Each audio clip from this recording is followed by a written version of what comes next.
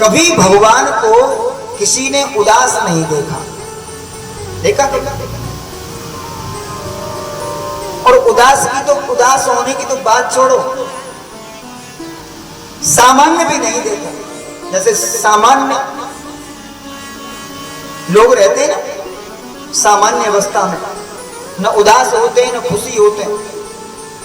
भगवान श्री कृष्ण को कभी किसी ने सामान्य अवस्था में भी नहीं देखा, एक्शन में रहते हैं, एक्शन में।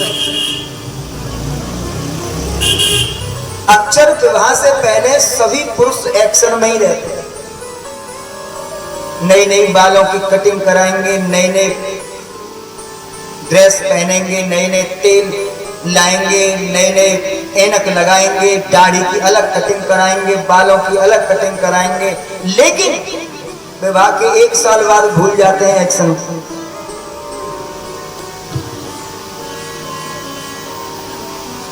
होता है ना, पता नहीं दाढ़ी बनी कि नहीं बनी, भूल गए।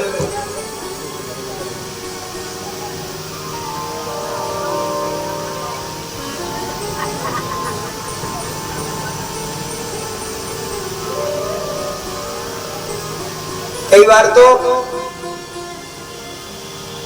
नहाने तक की फुर्सत नहीं, जैसे तैसे नहाते हैं। तो एक्शन की बात, और व्यक्ति एक्शन में कब होता है मालूम? जब दिमाग में कोई चिंता न रहे तो ही एक्शन आता है। जब दिमाग फ्रेश होता है, मन फ्रेश होता है तो एक्शन आता है। शादी आई, शादी हुई, पत्नी आई और 2-4 बच्चे का जन्म हुआ, फिर 3 चीज याद रह गई, नॉन तेल, हाँ,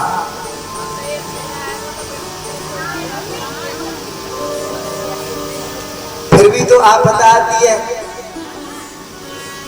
और भगवान की तरह 10-10 हो गए तो फिर होगा क्या?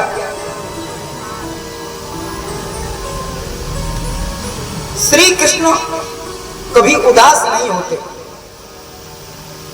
और देखो परीक्षा भी ली। एक बार भागवत में वर्णन, देवर्षि नारद आए, बोले देखें यार,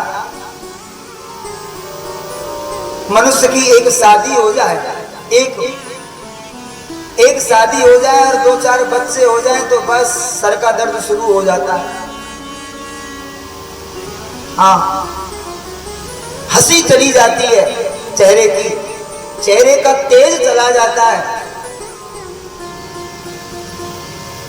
लेकिन इनको 16,100 पत्नी होते हुए कभी उदास नहीं होते। कभी झगड़ा होता है कि नहीं घर में?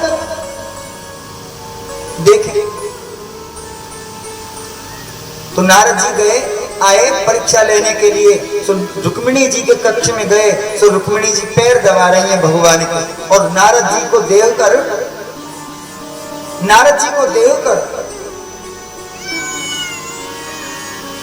कृष्ण बोल पड़े, अरे रुक्मिणी सुनो, अरे देवर्षि पधारे, हमारा बड़ा सौभाग्य, बैठो देवर्षि, बैठो महाराज, बैठो। बिठाया, बोले जलपान कराओ। सो रुक्मिणी लाई एक प्लेट में लड्डू और गिलास में पानी। तो नारद जी ने एक लड्डू खाया, एक गिलास पानी पिया, बोले बस प्रभु अब चलें। बोले ठीक है चले।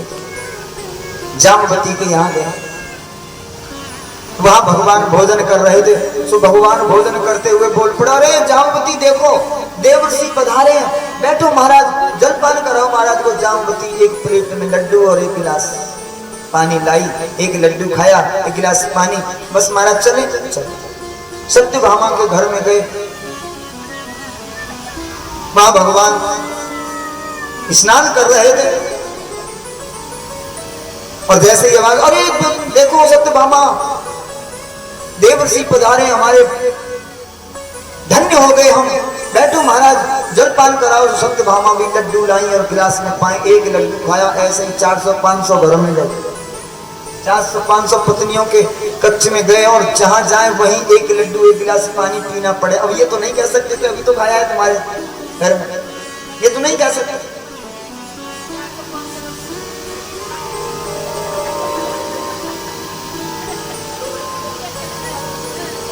ये तो कोई बड़ी बात नहीं है।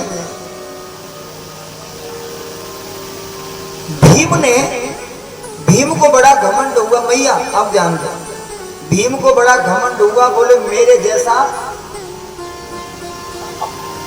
जैसा कोई बलशाली, मेरे जैसा डील डोल वाला कोई पुरुष कभी नहीं हुआ। तो श्री कृष्ण ने एक लीला करी, भीम को घुमाने ले गए। भीम को घुमाने ले गए तो वहां उन्होंने एक बहुत बड़ा सरोवर देखा। सरोवर था, लेकिन वो सरोवर भी नहीं था, वो सरोवर जैसा था। सरोवर जैसा था भाई, सरोवर तो जमीन के नीचे होता है, लेकिन वो जमीन के ऊपर था। जैसे कोई कटोरा रखा हो, कटोरे में पानी भरा हो, ऐसे वो था। भीम ने कहा ये है क्या?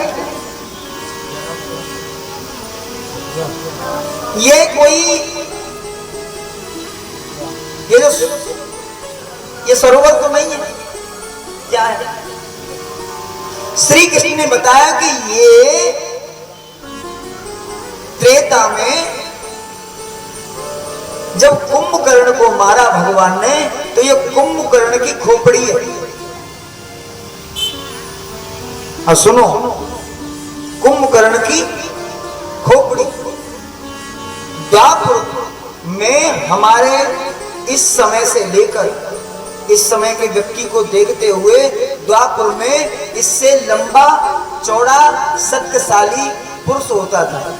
द्वापर में, त्रेता में उससे बड़ा, और सतयुग में उससे भी बड़ा। तो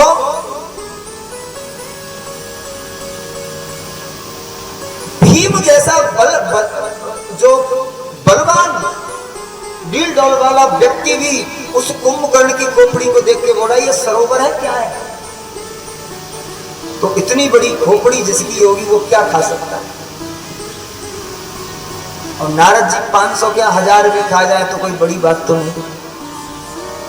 लेकिन मैं नहीं कहता, क्योंकि 500 नहीं खाए होंगे तो 10 खाए होंगे, और 10 घरों में गए होंगे, 20 घरों में गए होंगे, अंत में उनका पेट भर गया। बोले अब ठीक नहीं। जिस घर में भी गए उस घर में कृष्ण को अपनी पत्नी के साथ पाया। नारद जी बोले अब ज्यादा परिचय लेने ठीक नहीं है, नहीं पेट में अपच हो जाएगी, बीमार हो जाएंगे, क्योंकि एक लड्डू फिर खाना। भगवान कभी उदास नहीं होते, और क्यों नहीं होते?